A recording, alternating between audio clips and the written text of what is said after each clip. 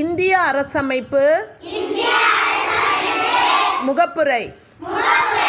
இந்திய மக்களாகிய நாம்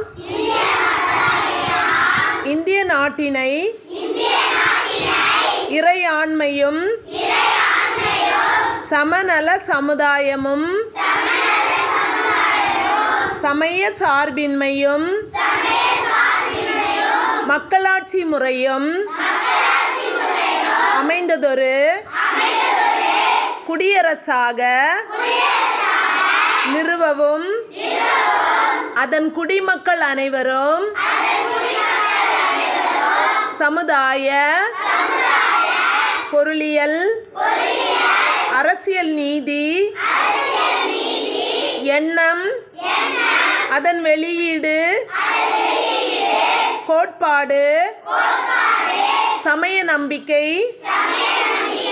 வழிபாடு இவற்றில் தன்னுரிமை, சமுதாய படிநிலை,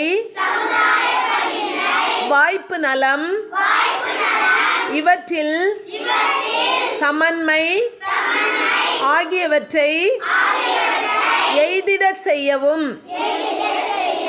அவர்கள் அனைவரிடையேயும் தனி மனிதனின் மாண்பு, நாட்டு மக்களின் ஒற்றுமை,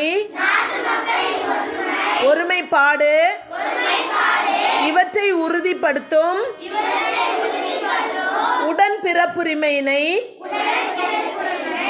வளர்க்கவும் உள்ளார்ந்த உறுதியுடையராய் நம்முடைய அரசமைப்பு பேரவையில் 1949 நவம்பர் 26ஆம் நாளாகிய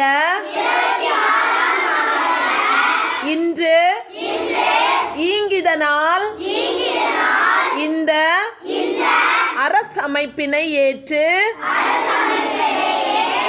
இயற்றி நமக்கு நாமே வழங்கிக் கொள்கிறோம். நன்றி.